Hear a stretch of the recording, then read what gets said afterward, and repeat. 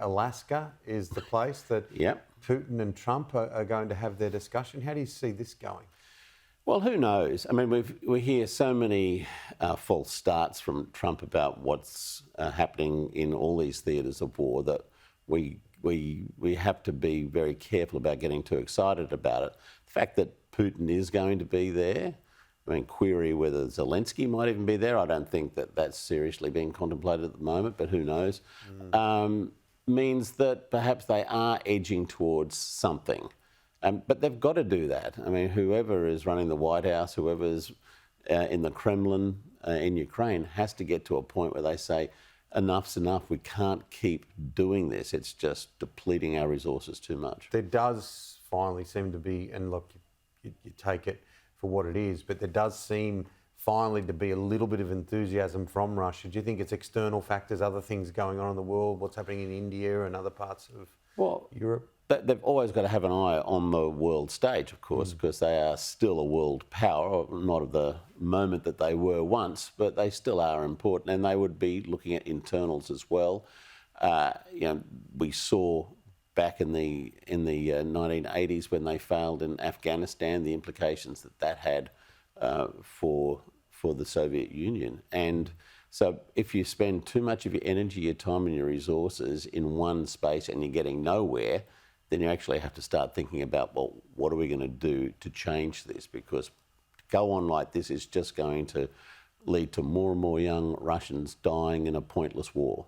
Okay, back home, the Albanese government trying to navigate the diplomacy around the Middle East. It's a crucial moment ahead of the United Nations General Assembly in September. It is.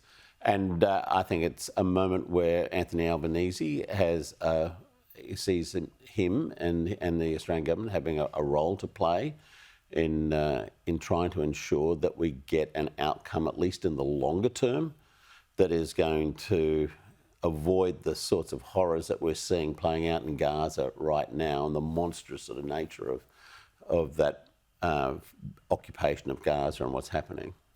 The Trump tariffs on India, how concerned are you about the impact of such a move on groups like the Quad? Does this also benefit China? Well, potentially. I mean, if anything that drives a major emerging power like India away from the Western sphere is not good for our part of the world. But it doesn't mean necessarily that that's going to play out in the way in which they're saying it will. And India has always had a rather sort of a bifurcated position when it comes to the West and to China, but particularly to Russia, where they've had strong relationships in the past. So again, it's all part of this crazy mix that's going on at the moment and trying to get some sense of where it's all going to land. And, I don't think anyone really knows what is going to be the upshot of everything that's happening around tariffs. Is it going to mean more inflation? Is it going to actually mean that America will be able to get its economy more under control, but at what cost to the rest of the world? All those things are still to be determined. And so we just have to wait and watch but look after our own backyard. And I think that's what Albanese and his team are doing.